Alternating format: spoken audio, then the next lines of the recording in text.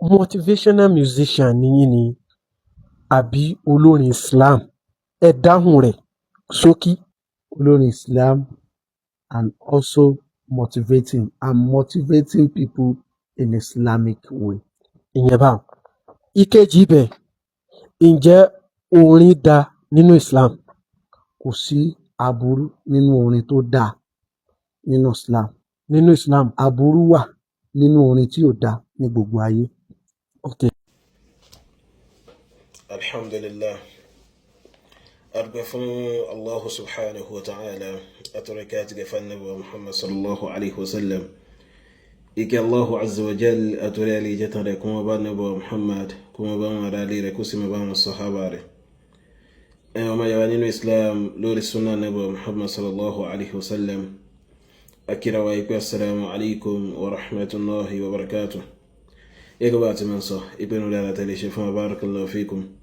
Wọ́n ní pàmòrò lóye bí èyí tàn sọ táfi ń ṣàlàyé ẹ̀sìn Allah bẹ̀rẹ̀ dá yìí ẹ̀mẹ́ṣà mọ̀ bá wà kanká kí àǹfààní rẹ̀ kó lè kárí kó sì lè ká òkú. Mo ti fẹ́ fèsì lórí ọ̀rọ̀ àfáà yìí tí ẹnìkan béèrè ìbéèrè lọ́wọ́ wọn. Àfáà àpọ́nlé ànábì yìí nípa pé ǹjẹ́ orin dá nínú Islam àbí orin ò dá.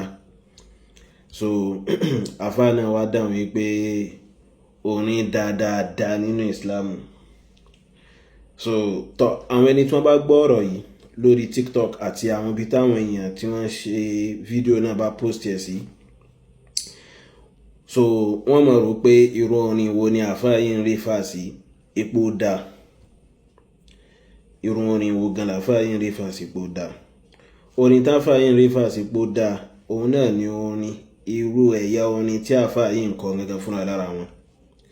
So orin kí wọ́n máa lùlù, kí wọ́n máa ta piano, kí wọ́n máa lu gbogbo ìkéyìí irinṣẹ́ orin, kí wọ́n máa lù sínú rẹ̀, ìtàfáà yìí ń rí fà sínú. So bí àwọn orin hip hop táwọn ọmọ ní hip hop máa ń kọ tí wọ́n máa ń lu oríṣiríṣi àwọn nǹkan jákujàku sínú rẹ̀ yẹn, àtàwọn onífújì so tí wọ́n máa ń lu oríṣiríṣi àwọn irinṣẹ́ orin síbẹ̀, àwọn orin táfáà yìí ń rí fà sínú. Oye ẹ máa nínú ẹ̀sìn wa, orin nínú Islam tó bá ti kó nǹkan ìlù sínú, so kódà nǹkan tó ń tọ̀hún sọ nínú rẹ̀ ò bá nítumọ̀, ṣó ti kó àwọn irinṣẹ́ orin sínú, àwọn musical instrument sínú, haram ni. So a fẹ́ ní nǹkan kan ṣe pẹ̀lú nǹkan tí ń sọ tó nítumọ̀, haram ni. Pẹ̀lú musical instrument tó ti kó sínú yẹn, haram ni. Ìdí tá fi gbé báyìí ni pé èèyàn lè kọ orin tí ó nítumọ̀, tí ó sì mọ́pọlọ dání, tí ó sì mú ẹ̀kọ́ dání nínú ẹ̀sìn Allah bẹ́ẹ̀ dá, oye tí ó bá fi musical instrument sí, so kò sí tó burú ńbẹ̀. Oye báyìí. So àmọ́ orin táfáà yìí ń kọ, àwọn orin táfáà yìí ń kọ àtàwọn tí wọ́n jọ orú wọn tí wọ́n ń pera wọn ní olórin mùsùlùmí, oye orin tàkọ́kọ́ yẹn òun ni wọ́n ń kọ. Ṣé wá rí ẹ̀yà orin èyí tí wọ́n pè ní orin Islam yìí, aburú tí ń ṣẹlẹ̀ látara rẹ̀ kìí ṣe aburú kékeré. Oye báyìí. So yàtọ̀ sí wípé orin yẹn haramu ni nínú òfin ọba tó dá wa pẹ̀lú ayal Qur'ani. Allah bẹ́ẹ̀rẹ̀ sọ fún wa nínú Qur'an al-Karim ìgbé wa minan nasi man yashtari lahwa al-hadith, in bẹ̀ nínú àwọn ètò pé wọ́n máa ra àwọn irinṣẹ́ orin liyudilla an sabilillah, kún lè fi sọ àwọn èèyàn nù kúrò lójú ọ̀nà Allah bẹ́ẹ̀rẹ̀ bi ghayri ilm, láláìsí ìmọ̀ kankan. Oye báyìí. So àwọn àfá oní tafsir látàrí àwọn sahaba nabi wọ́n tú àyà yìí sí bí pé àwọn orin táwọn èèyàn ń kọ tí wọ́n ń kó àwọn nǹkan irinṣẹ́ orin sínú rẹ̀, drum ni, piano ni, jìtá ni àti bẹ́ẹ̀ bẹ́ẹ̀ lọ ni, oye ipa orin yẹn ni Allah bẹ́ẹ̀ ń rí fàṣẹ gẹ́gẹ́ bí lahul hadith. So Abdullah ibn Abbas tú síbẹ̀, so àtàwọn sàhábà nabi míì náà wọ́n tú síbẹ̀. Oye báyìí. So al-Imam Tabari mú wá nínú tafsir wọn, al-Qurtubi mú wá àti ọ̀gọ̀rọ̀ àwọn àfọ́ ní tafsir. Oye so now orin táwọn eléyìí tún wá ń kọ ní orin táwọn eléyìí ń kọ tó ń pè ní orin Islam yìí, wallahi al-azim, so aburú kékeré kọ́ ní ṣẹlẹ̀ látòní tó ń pè lórin Islam yìí tí èso ní Islam rárá àti rárá.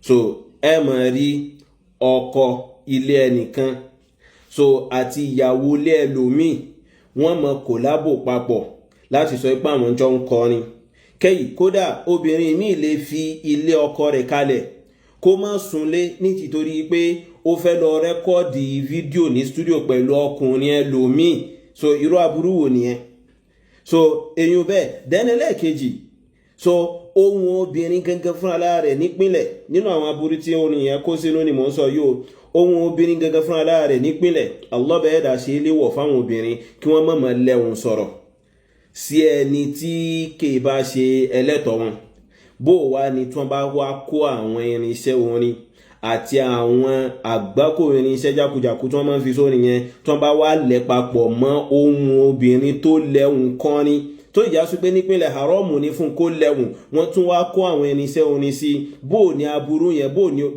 bó la rò pé ó burú tó.